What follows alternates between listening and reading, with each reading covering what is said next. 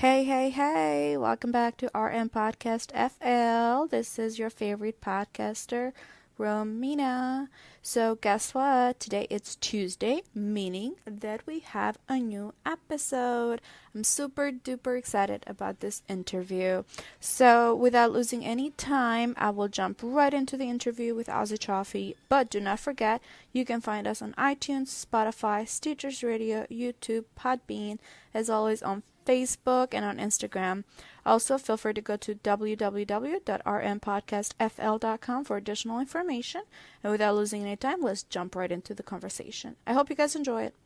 So welcome back, guys. Like I did express earlier, today's episode is going to be with Ozzie. Hi. Hey, good afternoon, everyone. Good. How are you doing today, Ozzie? I'm perfect. I'm having a pretty good day so far. Awesome. Well, I'm super excited about this interview. You were actually my manager at one point, and I remember I was not a big fan of you at first because you were very strict, but you actually pushed me to do better, which I'm very thankful for. So, Ozzie, if you want to walk us through a little bit, young Ozzie to today, tell us a little bit about yourself. Born and raised here in Jacksonville, Florida, pretty well traveled. So I moved away from the city a couple times. In high school, I actually went to high school in Savannah, Georgia. Shortly after high school, I moved to Columbus, Georgia. Mid-20s, I moved to the Bahamas, where I lived for a couple years there. And then I transitioned back to the States about 5 years ago. Yeah. Yeah. So you currently are a manager. Mm-hmm. Perfect. While back, I remember when I was trying to apply for a job interview, we had a phone call. We were just trying to do a mock interview. Yeah. Can you give us a little bit more insight towards the technique that you explained to me also on that 101? Maybe somebody else can take advantage of it. Sure. Yeah. What I typically do in preparation for an interview is I ask myself, I think of interviews this way, right? Interviews are like my favorite thing to do. Some people get nervous about interviews, but the way that I think about it is it gives you the one conversation that you'll probably ever have where you get to brag about you without talking about any of your flaws, right? So when you think about like relationships, they want to know who you were and you got to tell them the good, the bad, the ugly, right? But with an interview, that's the only conversation where you get to talk about you and only highlight your strengths, right? So the question that I ask myself when preparing for an interview is, if the hiring manager was to make a decision about Ozzie, what's 4 things they need to know about me, right? So I think about my accomplishments and I think about 4 things that really stand out and I make sure that these things are tailored to whatever job I'm going for, right? Interviews are kind of set up in this way where they say, hypothetically, if I gave you the job, what would you do with it? I typically like to answer the question with, I'm already doing that job. I'm just here to get paid for it, right? So... I like that. Yeah, right. That's a good one. Yeah, so I try to give examples of me already doing the job that I'm applying for. If it's a promotion, if it's an external position, then I talk about my experience in that job equivalent at my previous employer. So I think about the 4 examples and then I remember the story and I reflect on the stories itself so that no matter what the question is, I know what the answer is, right? So if they say, tell me about a time where you had to coach someone on their interview, I can remember the fact that I helped you and I talk about the story in detail.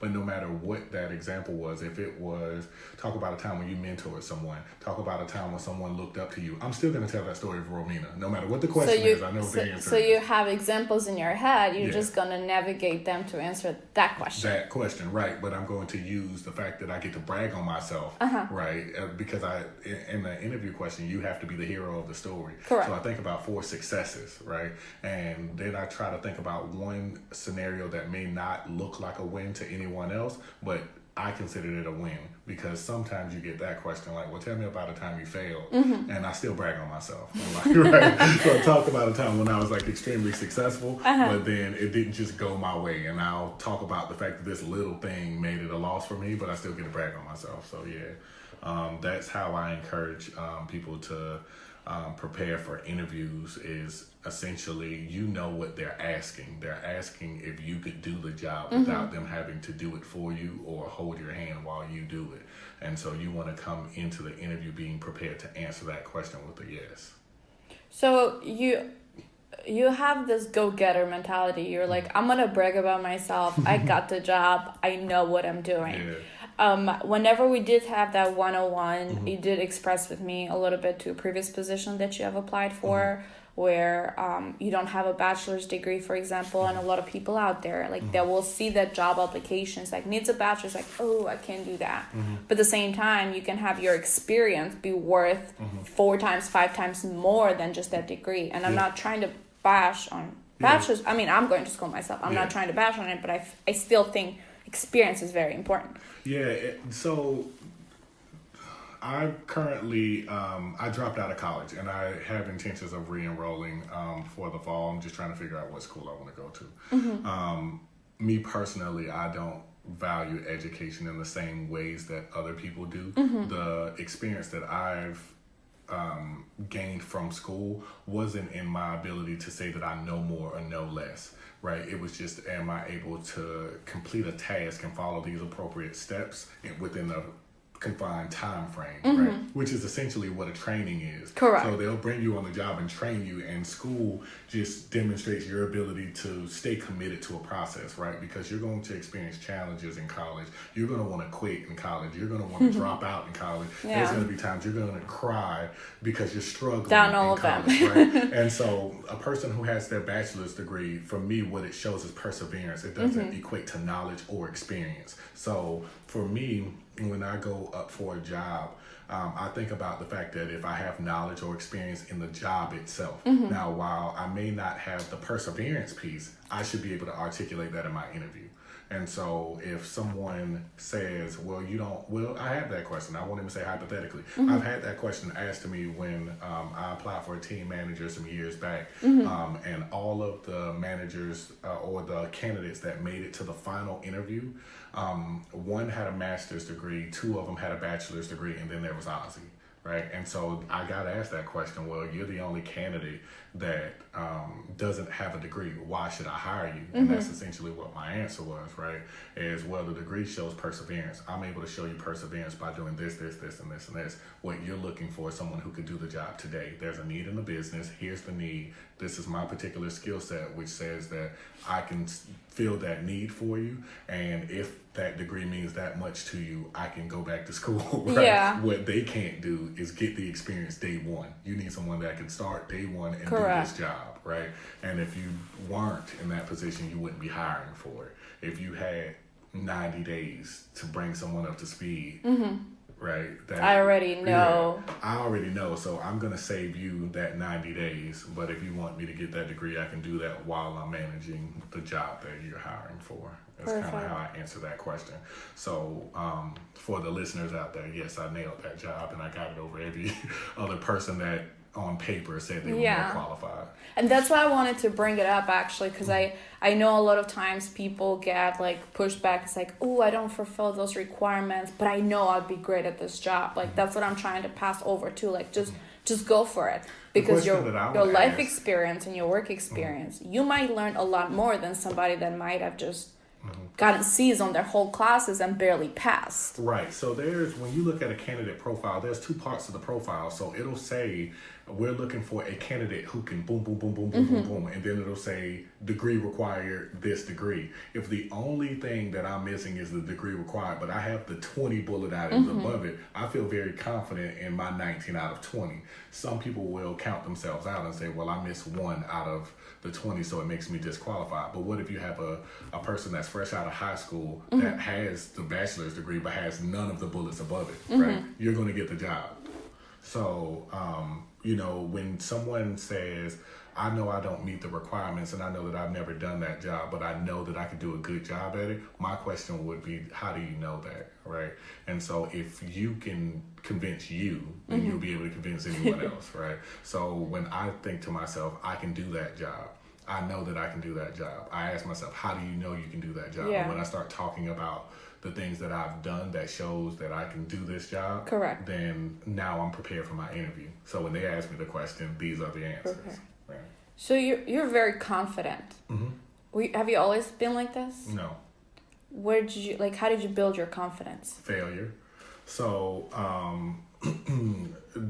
as a child, I was very introverted. I stayed a lot to myself, and the challenges that I had in not stepping out and not sharing my thoughts felt to me like a slow death, if that makes sense. Okay. Like I felt like a part of me was dying every single day because I had thoughts, I had concerns, I had feelings, and because I wasn't sharing them, no one was helping me with that piece. I see. So I used to practice different things on, like, speaking to strangers. I go to a Walmart and just say, oh, that's nerve-wracking. and just walk up and say, hey, to every person that walks past me. Or if I'm on aisle 7 looking at the juice and someone else walks over and I may ask them a question like, have you ever tried this green Hawaiian punch? Like, is it good or is it not good? Right? Just to spark a conversation with people, to get myself more comfortable with talking to people outside of my immediate circle. And then what I would do, in the shower, I would debate myself, and so I can argue both sides of a point, right? So what I would say is give me 5 reasons why vote Republican.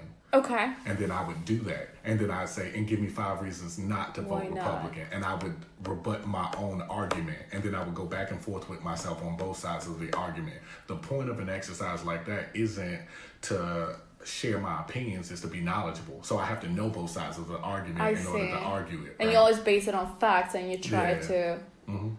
And it may not necessarily be fact. It may be just a particular bias, right? So if someone is for abortions, then you know kind of what side they're going to vote, whether Republican or Democrat. If they're against it, then you know where they fall, right? If they're in a certain tax bracket, you know kind of where they're going to fall, because one group gives cuts towards tax brackets, certain brackets, and one doesn't, right? And so you kind of go through this box checking list, and you have to be well versed on which side falls where, right? And so but at the same time, you have to educate yourself kind of what each party stands for, because, for example, when I first moved to America, I was not very well educated. I learned about American history and the politics sides. Still my accent comes out there when I say the word. But because I learned the American history, which I had to give my citizenship test. Right. And the more you learn, the more you're like, oh, this party stands for this and this party stands for this. So it's also the more educated you are, the better you can become at the rebuttals, and the better you can stand for your argument. Yeah. And then I think the other piece, a fortunate consequence of it was, I know what I believe, not based on a bias, right? So some people only know one side of a story, and so they've done what their parents have done, which is what their grandparents have done, because that's the side of the story they know. I challenged myself to learn the other side so that I know what I really think, right? So even when it comes to things like religion, some people believe a particular religion because what they've been told about that religion. I challenged myself to learn the other sides of it so that I can choose for myself. I think that having a choice is important. And so even to tie it back to business, it's the same thing. When I'm applying for a job, I'm aware that I'm interviewing them as much as they're interviewing me. So I want to know, what they have to offer for your career. But I also want to know the things that kind of set them apart, right? So what things aren't you really strong at? What are you currently working on in your organization? What are some pain points, right? If you have a job opening, you're trying to fill a void. I need to know what that void is. Correct. Because it's going to be my job to help you fix it. But then again, that may be a problem that I don't want to take on. So I'm like, I may not want to align myself with this organization. I'll go on to another one. So for example, when I chose the employer that I'm with now, right, I had offers from 5 other companies. Okay. And this one was probably the lower, if not second lowest, from a compensation perspective. Where they comped in was the fact that they had 140 plus years in business with no mass layoffs. Where they comped it was in the fact that they gave you a healthy work-life, home-life balance. So you got 3.5 weeks of vacation starting day 1, benefits starting at day 30, right? And so there were a lot of different things that you couldn't equate to dollars per hour. The career growth, opportunities. We run very lean as an organization. And when an organization runs lean like that, that means promotions for everyone. If you do a good job, there are promotions everywhere because the company is very lean. When you have a company that has 50 of the same job title, then there are hundreds, if not thousands, of people applying for that job. So you're 50, you're one in 1,000 pool. But when you run pretty lean, it's maybe you and 4 other people. And if you outwork the other 4 people, then there's that. And then when you work very lean, your senior leaders, your ELT knows you on a first name basis. So Correct. when you apply for a job, it's very easy. Your name comes across the desk and they're like, oh, it's Ozzie. He's applying. Great. We've been looking at this guy for months, right? Yeah. So things like that supplemented where they lacked for as compensation. So what's the best advice that you've received, so like that you can pick up? One of my mentors, Thomas Woods, has always said, take care of the people and the business will take care of itself. Or he'll say, take care of the people and the rest will take care of itself. So he frames it up one of 2 ways. And that's probably been the best advice that I've ever received as a part of my career. And I made it a point to take care of the people. You even spoke to it earlier where you were like, before I actually got to know you, I didn't really like you that much, right? He was very strict. And that was what people knew me as, the one that held to the policy, right?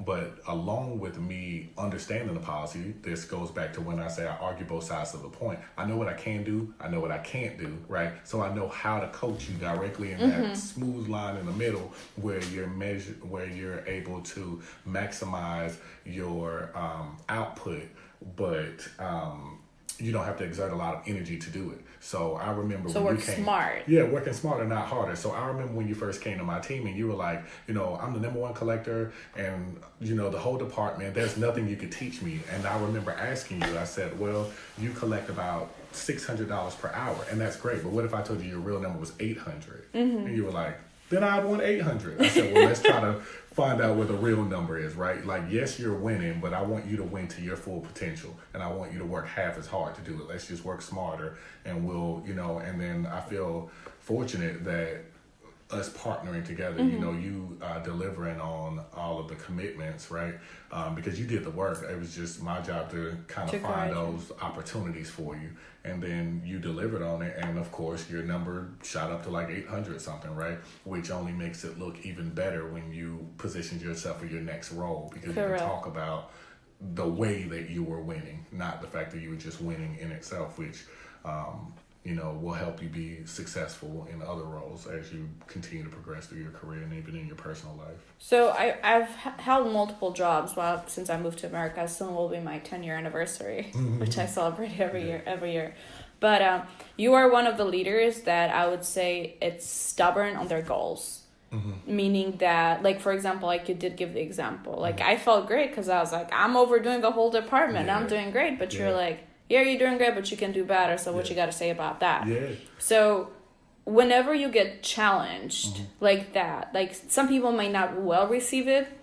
I did not well receive it at the very beginning. But how do you work with them towards saying, like, not necessarily find the happy medium, but be like, listen, I know what you can do. Like, just trust me on this. How do you push people? Even when you get that resistance at first. Yeah, well, for what I've tried to learn is you don't push them, right? You help them see what you see, right? I see. And so for me, I don't think if I was to tell you you're not, performing up to your top performance, I know that you can do better. I don't think you would have received that well, right? Because you were like, I'm the number 1 collector. Like, what do you mean I'm not, but I simply asked that question, like, well, what if the real number is higher? Yeah. How would you feel about that? And then when you said, then I'd want the higher number, right? So I already know what drives you, right? And so it's my job to find out what the real number is and coach you to it, right? Because at that point you're bought in.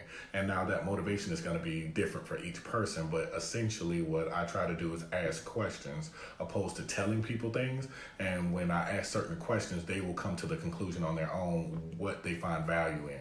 So they will either say, like if I ask the question like, well, what if you could work half as hard and get twice the results? And the other person like, yeah, I don't care. I like working harder. Then I'm like, I see. That's not the motivator for you. Yeah. Right? So then at that point, I'm like, well, what if you could get paid more? And then yeah. Like, yeah, I don't care about that either. And I'm like, well, what if you'd have more energy to play with your kids when you got off work? And they were like, I want more energy to play with my kids, right? So now that's the motivator. So you find out the why. Right? Yeah, I understand what you do it for and why you show up every day. Like people show show up, and it's called work for a reason. Like, it's not fun. No one wants to be here. We're all here for a reason, and I try to find out what that reason is. And if I can align my goal with your goal, for the most part, people will tend to follow. That's very true though, because you like a normal full-time job would be 40 hours a week, and that's most of your awakening hours in a week. So why not try to make it fun? Yeah. You still have to do it. You still have to afford a life. You still have to do you still have to go to work, show up. Yeah. But why not make it fun at the same time? Yeah, I remember, I could speak for myself. There was times in my career where I made the money that I needed to make to do the things that I wanted to do. But I was so tired I didn't have the time because of the job, right? And then there were other times where the job was so easy I could do it in my sleep. So I had nothing but time, but I wasn't making the money that I wanted to make, right? So I had to make a decision, like, how do I figure out how to make, you know, a little bit more than I'm making now so I can do the things that I want to do without tiring myself to death, where I have enough time to do it as well. And so when I was able to find that sweet spot for myself, you know, it was a little bit easier to kind of teach someone else how to find that sweet spot for themselves as well. Because you can share from your personal experience. How about the worst advice that you've received? That one's tough. I don't know that that I can say, and I'll tell you why I struggle with that question. Another one of my mentors, Kim Stevens, she used to say all the time, feedback is a gift. Feedback is a gift. And I went to her one day because I was struggling with this, because to the point I'm trying to make, I don't really consider any advice bad. I don't necessarily think that this applies to me in my life, and so I don't know what to do with this, right? So I went to her like, hey, I hear you. You say feedback is a gift, but I don't really think that feedback is a gift. I think some people are full of shit, and you know, their feedback is very biased and it doesn't help you. They project a lot. So they'll, like, your tone. If you say something to me and I say, Romina, stop yelling at me, you're upset. And you're like, I'm not upset. But the more you keep saying, I'm not upset, the more you're validating their claim in their mind, because they're projecting onto you, right? And so I'm sharing this thing that I'm struggling with her, and she said, let me help you when I say feedback is a gift.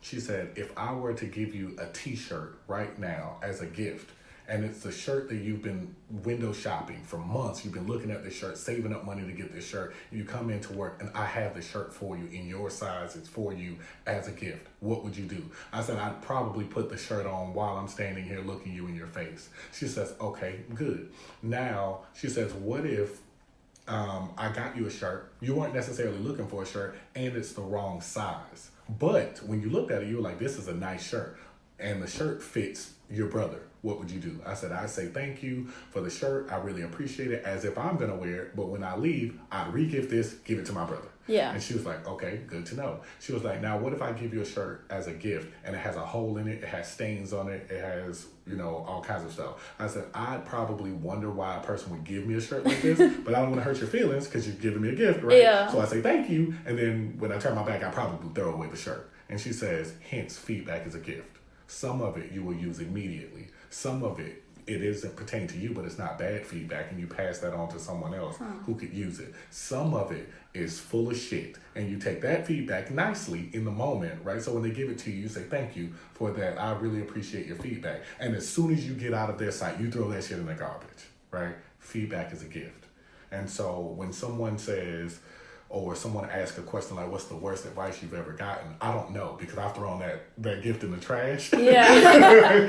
Or I passed it along to someone that it was better suited for. So, and if it was for me in real time, I would have used it in real time. So I don't know that I've received any bad advice. I just know that some of the feedback that I received, I've thrown in the trash. And so I don't know to give you an example of which one I received, because I discarded it. Right. So you mentioned two people that you've looked up, or they might have been your leaders in a moment, but who would you say is your life mentor or your life hero?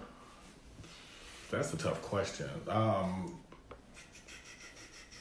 I don't know that I have one. And when I say that, emphasis on the number, right? I don't know that I have one. There's hundreds of people that influence me. I have an 8-year-old son, and as a joke, right? I took him shopping and took him to get his hair done, took him on a spa date and all of these things for Father's Day. Yeah. And I told him, I said, since you wake up every day giving me life advice and telling me what to do, it sounds like you think you're my dad and so we're around, so I'm going to take you out for Father's Day, right? And I just took him on the whole day as like this running joke just because I thought it was hilarious. But I said that to say, you know, I take things away from my 8-year-old. I learned things by leading you and following you when we were on the same team. I've gotten things from Thomas. I got things from Kim. And I can recall all of these things and how they impact my life. So I don't know that I'd have one mentor. I just take a little bit of something from every person that I encounter. So you didn't mention your little minion. Yeah. He's adorable. Thank you. I remember I used to bring him to work. Yeah. He's just adorable. Yeah. But if you can teach him 2 things in life, what would you love to teach him? Because I know day-to-day basis you guys talk a lot. He teaches you new stuff, but 2 things that you can just stamp in his brain for life. What those 2 things be? I'd have to think about the second one, but there's one thing that I tell him. Well, there's 2 things, so I do have my 2 things. So the one thing that I teach him first is the importance of respect and the value of respect, right? And so my son will call my name and he'll say, "Dad," and I say, "Yes, sir," right, immediately. Now, to some people, they think that's pretty odd. Why would you say yes, sir, to an 8-year-old, right? Because I'm teaching him the importance of the fact that you're a whole person.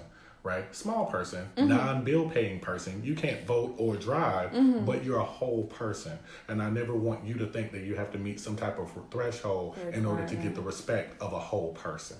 Right? And so I call him things like king, and I tell him that he's special, right? Every single day, because I want him to understand that he's a whole person. At 8 years old, you're a whole person. The second thing that I teach him is there's a saying that he and I go back and forth. So I'll start the line and he finishes it. And it says, "You are who you are," is what I say. And he replies, "On purpose." And so the point of me having this call and response activity that I do with them daily is to teach them the importance of not being a matter of circumstance, living your life on purpose, right? Being deliberate, being purposeful in everything that you do, right? Everything has a purpose, everything has a place, including you, right? And so I'm teaching him the importance of that. There are a lot of people that are at work, and when you ask them, what steps did you take to get here? Their response is probably, "I don't know." Or some of them will say, "I didn't take any steps to get here," right? So this job just came and smacked me, right? That's a person who's not living their purpose. That's a person who's not living on purpose. That's a person who's living as a matter of circumstances. And life is just happening to them. They're not happening to their lives. And so I'm teaching him the importance of not being that. So you did mention life purpose. I have one question. If you were to have just one billboard, what's your favorite city ever? My favorite city ever? That's tough. If you could be one place right now on vacation. If I could be one place right now? Yeah, right now. now. I'm actually going to Toronto on Sunday, so in my That's mind, awesome. So I'd be in Toronto. Awesome. So right now, that's where the place would be. Cool. We're in Toronto. We're in Toronto. You just land in Toronto. You're going to the hotel. Huge billboard. It has you in it. What would you like the billboard to say? That's what it would say, right? You are who you are on purpose, right? Or because it has me on it in this billboard, it would say, "I am who I am on purpose," right? So love me, hate me, everything in between. Know that this is a deliberate act, right? You asked me, was I always this confident? And I could tell you the steps that I took to be this confident as I am today. Yeah. Right? Some people will say, I would never think you're not being confident. Right. Most people don't think that because I've been confident for so long, right? And there's this saying that I always say, to my son, and I'm like, stay in a child's place, right? It's cool down there, right? And remember that you'll be an adult a lot longer than you're a child. True. Right? So when I was a child, I thought as a child, I acted as a child, I was insecure as a child, right? But as I grew, I became more mature, more confident. So I've been this Ozzie a lot longer than I was that Ozzie. That Ozzie. So people can never even imagine what that Ozzie looked like because I've been doing it so long. So, yeah. So I have 2 more questions. Sure. The last question we always know is, what is your definition of success? Which I'm really triggered by that answer. Okay. But I got another question. We're still in Toronto. Okay. You have your whole family there. Okay. Okay? Big conference. Uh-huh. You get an award. Tell me, what award are you getting to show your accomplishments in life or to make you feel like you've been fulfilled? I don't know that I'd be getting an award, right? To make me feel fulfilled and my entire family's there, my son is getting their award. And what's happening when you ask me my award is the thank you. And he says, I want to thank my dad for supporting me, for being there. That gave me chills. That's so sweet. Ozzie. That literally just gave me chills. Yeah, like that. I appreciate that. But that's, I'm trying not to tear up even thinking about it. But a life fulfilled for me isn't a life filled for me. It's the impact and the influence that I was making in the lives of the other people around me. And so that kid is so happy, like so blessed to have you as a dad. I appreciate you love that kid. And I do. Yeah. And I know you're a great dad because I've seen you with your kid, but also I've seen you as just a team leader. Yeah. Also thinking your work agents are your kids, and you're very respectful to everybody. Yeah. You're absolutely like very helpful to everybody. Like till this day, we haven't worked in the same building together for about 2 years now, but we still keep in touch just because you're one of those people that stamped me in life. It's like, Ozzie, he's the man. Yeah, I appreciate that. I'm extremely humbled by, those compliments. But I just, at this point, that's my trophy. Yeah. Right? Where someone can tell me that, I made an impact, a positive impact in their lives, and they view me in that space. Like, that's my trophy. I don't know that I've ever gotten any actual trophies in life, and I don't intend to get them, right? Because that's not why I do it. I don't do it for the praise and the accolade. I do it for the people, and to be able to see them come into their own. And then what I'd like to see happen is, you to be on the other side of this same table, right? Mm-hmm. And then one of your mentees is interviewing you and asking you these same line of questions, right? And then they ask you the question, like, what does success look like to you? And then they give you your trophy, right? And tell you, what, Romina, you're amazing when you did this and this and this and this for me, and in the interview, you're calling my name and say, my mentor, Ozzie, and but this person is calling your name and says, my mentor, Romina, right? So those are the things that I do it for. So I don't know that I won any trophies in life. That's my trophy, and I appreciate it. So I for the longest time, I thought getting a trophy was having the great paycheck and not worrying about the money or just being like, you're awesome just because, But recently, even with this podcast, and I've ran into this in the recent months since the one-on-one interview that we had over the phone together, the mock interview, I find more purposeful my life. Actually, like what my brain has may not be 100% right, but it might be 60% if I can help somebody else. Yeah. And that's what I say in every podcast, and this is my mission. If I can just have only like one person affected from everything. Yeah. And that's why we're doing the nonprofit. Did I tell you about that? No, you didn't. So we're partnering up with a nonprofit, and we're doing our own RM podcast FL barbecue, and all the money that we collect from it, we're giving it to charity for people in low income to help on the soft skills for training. So if I can help somebody get a better job or, improve their life, it's a domino effect that affects everything. Yeah. So those are the things that inspire me, and whatever I can do to help you in your cause and your mission, let me know the details, or if there's...